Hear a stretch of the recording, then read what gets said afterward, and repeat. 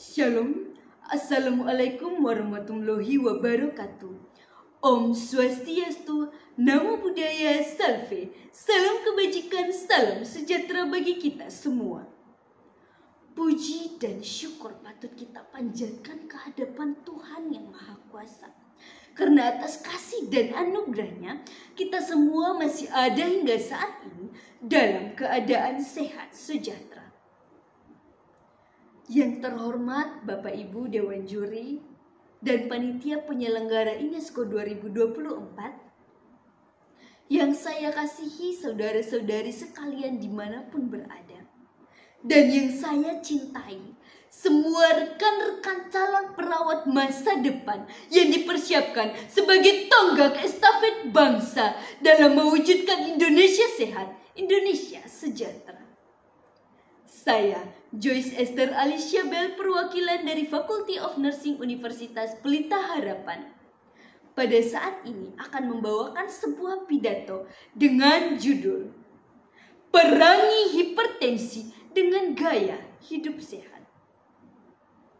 Bapak Ibu Dewan Juri yang saya hormati, salah satu penyakit yang selalu diabaikan dan dianggap sebagai masalah sepele adalah penyakit hipertensi, atau penyakit yang diakibatkan karena meningkatnya nilai tekanan darah melebihi nilai normal 120/80 mmHg. World Health Organization atau WHO 2018 menyatakan bahwa prevalensi hipertensi di dunia sebesar 26,4%, atau sebanyak 972 juta orang mengalami hipertensi. Angka ini mengalami peningkatan pada tahun 2021 sebesar 29,2%, dan terdapat 9,4 juta orang mengalami kematian akibat komplikasi dari hipertensi itu sendiri. Di Indonesia sendiri, jumlah kasus hipertensi diperkirakan sebesar 63.309.620 orang. Dan jumlah kematian akibat hipertensi sebanyak 27.218 orang. Berdasarkan laporan hasil riset kesehatan dasar atau Rikesdas, prevalensi hipertensi di Indonesia mengalami peningkatan dari tahun 2013 sebanyak 25,8% menjadi 34,1% pada tahun 2018. Kemudian kelompok umur yang rentan untuk mengalami hipertensi itu mulai dari umur 31 sampai 44 tahun, yaitu sebesar 31,6%. Kemudian dari 45 tahun sampai 54 tahun sebesar 45,3%. Kemudian dari usia 55 tahun sampai 64 tahun sebesar 55,2%. Selain dari kematian, hipertensi juga dapat menyebabkan komplikasi penyakit lain seperti stroke, penyakit jantung, dan juga penyakit ginjal. Mungkin di antara kita ada yang sudah mendengar tentang berita terbaru yang datang dari komedian Indonesia, Tukul Arwana, yang mengalami stroke perdarahan pada September 2021 silam. Dokter menyatakan bahwa stroke yang dialaminya ini merupakan komplikasi dari hipertensi yang tidak terkontrol. Setelah mendengar mengenai hipertensi dan betapa berbahayanya penyakit ini, apakah kita masih hanya akan berdiri diam? Kita hanya akan berdiam diri dan melihat apa yang terjadi, dan kita masa bodoh dengan kesehatan kita? Saya mau katakan, jika nasi sudah menjadi bubur, penyesalan sudah tidak akan ada gunanya. Oleh karena itu, apa yang seharusnya kita lakukan?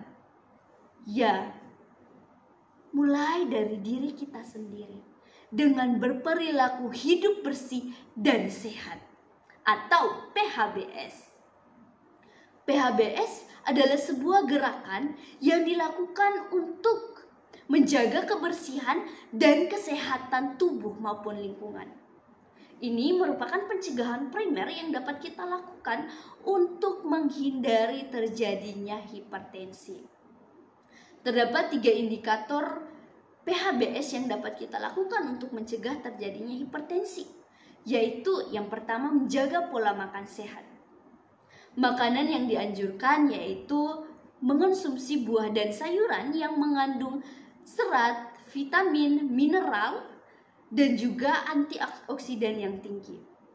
Dan ada pun makanan-makanan yang perlu kita hindari, yaitu makanan dengan tinggi sodium, makanan yang tinggi lemak jenuh atau trans, kemudian makanan yang tinggi akan gula dan karbohidrat, makanan tinggi kafein, dan juga makanan yang tinggi kolesterol. Yang kedua yaitu melakukan aktivitas fisik. Aktivitas fisik yang dapat kita lakukan yaitu bisa dengan berlari, bersepeda, berenang, berjalan cepat, ataupun bisa dengan berjalan kaki.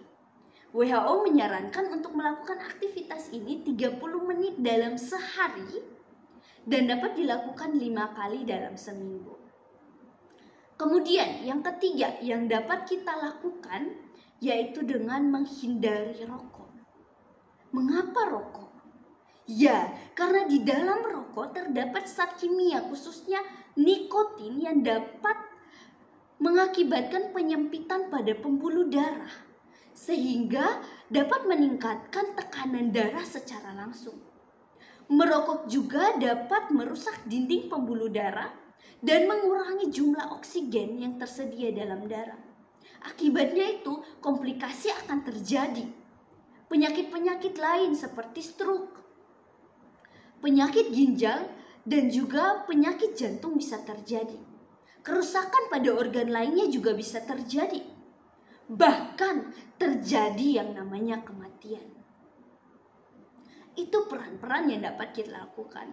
Selain peran dari diri sendiri, peran keluarga, peran lingkungan, dan juga peran tenaga kesehatan sangat diperlukan untuk menyukseskan program PHBS ini. Khususnya bagi kita calon perawat dan juga perawat-perawat Indonesia. Peran yang dapat kita lakukan yaitu memberi edukasi dan penyuluhan. Kita bisa memberikan promosi kesehatan, kita bisa memonitoring, dan juga kita dapat mendukung dan mendampingi masyarakat dalam melakukan PHBS secara konsisten. Oleh karena itu, mari kita bersama-sama menyukseskan PHBS ini dalam kehidupan kita setiap harinya. Sebab hipertensi sendiri itu disebut sebagai silent killer atau penyakit yang dapat membunuh secara diam-diam kepada siapapun itu. Tidak memandang rupa, tidak memandang jenis, tidak memandang kekayaan atau apapun yang kita miliki. Oleh karena itu, mari bersama-sama kita bergandengan tangan perangi hipertensi dengan gaya hidup sehat, dengan melakukan indikator PHBS tersebut. Saya, Joyce Esther Alicia Bell, demikian pidato yang dapat saya bawakan. Akhir kata saya mau mengatakan mencegah lebih baik daripada mengobati. Jika bukan kita, siapa lagi? Jika bukan sekarang, ya kapan lagi? Saya, Joyce Esther Alicia Bell, Shalom, Assalamualaikum warahmatullahi wabarakatuh. Om Santi Santi Santi Om, Salve, salam kebajikan, salam sejahtera bagi kita semua.